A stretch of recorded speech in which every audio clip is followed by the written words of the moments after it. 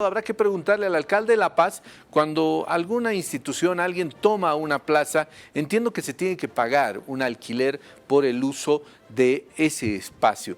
¿Estará pagando el ala radical del movimiento al socialismo algo por perjudicar no solamente, o por utilizar no solamente la plaza, sino perjudicar el tránsito en esta arteria de La Paz? Bueno, está dividido además el ala radical, porque hemos escuchado que varios otros dirigentes han dicho, bueno, mejor haremos otro congreso y nos vamos a evitar tanto problema, y ojalá en ese próximo congreso sí se cumplan los requisitos. Enseguida volvemos con Ramiro Charcas. Jorge Luis Palenque nos trae una entrevista importante. Bien, gracias, Sirgen. Vamos a justamente retornar al tema del presupuesto reformulado, que ayer fue aprobado por amplia mayoría, más de 2/3, mientras que se necesitaba sencillamente la mayoría.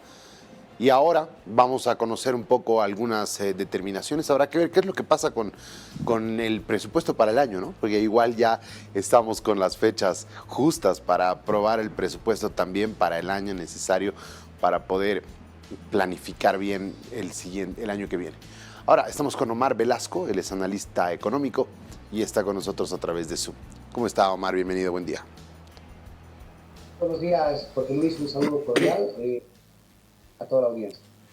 Bien, a ver, primero, a veces yo creo que durante estos días, en esta coyuntura, se ha hablado mucho del presupuesto reformulado, pero creo que han habido muchas personas rascándose la cabeza en relación a qué significa el reformulado, cuál es su importancia y por qué un presupuesto debe ser aprobado 2 veces en el año. Bueno, lo que pasa, Jorge Luis, que a diferencia del presupuesto familiar, las familias cuando elaboran sus gastos conocen con más certeza que el sector público cuánto va a ser los ingresos que va a generar durante el año, ¿no es verdad? En cambio, el sector público se basa en estimaciones, ¿no? En ese sentido, lo que puede pasar durante el año, que los ingresos que se vayan a generar incluso lleguen a superar las estimaciones iniciales. Es por ese motivo que durante el año se deben realizar modificaciones presupuestarias que permitan inscribir los recursos que se han generado, pero que no han sido presupuestados durante el año. La otra razón tiene que ver porque durante el año hay algunos gastos que se realizan de manera, hay la necesidad de gastar, perdón, algunos gastos que no estaban previstos inicialmente en el presupuesto y eso obliga a estas modificaciones. Lo importante es que ha habido una luz al final del túnel, después de una vía crucis de cerca de 3 meses, donde ha primado la racionalidad económica frente al cálculo político. Pero lo que hay que entender, Jorge Luis, es que estamos viviendo un nuevo tiempo político, donde ya no existen mayorías absolutas ni cualificadas en la Asamblea, y la búsqueda de negociación y diálogo se convierte en una necesidad primaria para garantizar una gestión legislativa eficiente, ¿no? En ese sentido, lo que nos deja como lección la aprobación del presupuesto reformulado es que la búsqueda de consensos es posible. Sí, sin duda alguna. Ahora, justamente digamos, las manzanas de la discordia durante esta ley que incluía el reformulado, incluían en realidad 8 disposiciones adicionales, de las cuales 2 eran las más problemáticas. La sexta, hablando de incorporar en los parágrafos 6 y 7 del artículo 49 de la Ley 264 del Sistema Nacional de Seguridad Ciudadana para una vida segura, modificando 2 artículos de la misma, 2 textos, y la siguiente, que era la séptima, que habla de los requerimientos de información para el ejercicio de la supervisión consolidada de grupos financieros a la autoridad que se encarga de la fiscalización.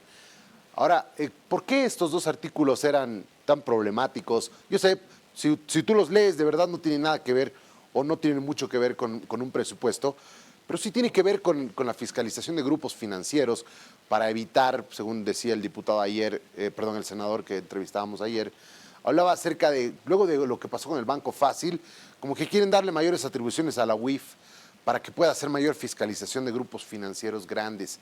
Y esto parece haber sido una situación que ha incomodado a gran parte de la Asamblea.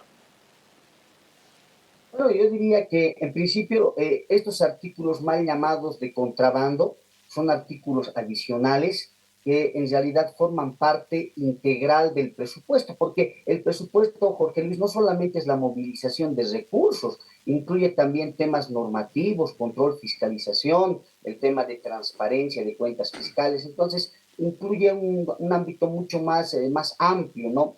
El objetivo de estos artículos finales tenía que ver con fortalecer la supervisión y regulación del sistema financiero. Por un lado, lo que se buscaba era de dotar al ente regulador de mayor capacidad de intercambio de información para poder mejorar su seguimiento a grupos financieros.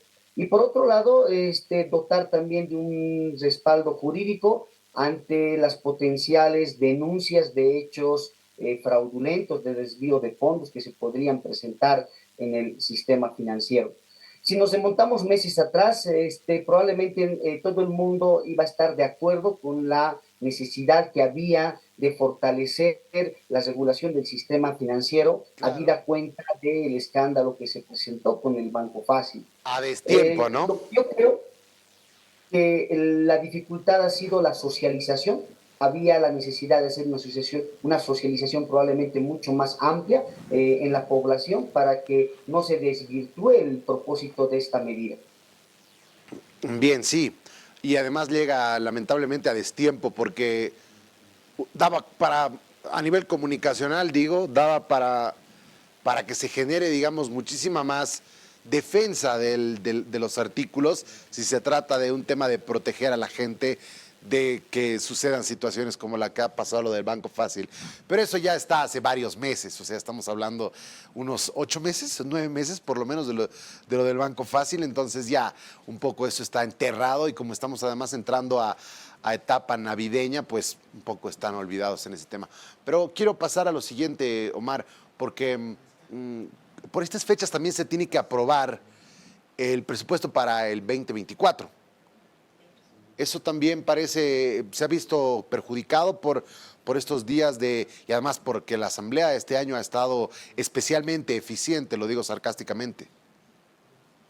Yo empezaría comentando de que resta cerca de un mes para que comience el cierre fiscal, donde en principio las entidades, una vez ya sancionado este proyecto de ley de modificaciones del 2023, tienen que acelerar la ejecución del gasto. Probablemente no van a poder realizar muchas ejecuciones, por ejemplo, de licitaciones, porque los tiempos administrativos ya son bastante cortos, pero la posibilidad de realizar compras menores, transferencias, el pago de deuda que hayan contraído, probablemente es la forma más expedita en este momento para darle un buen uso a los recursos que se están aprobando, que se han aprobado ya en la Asamblea.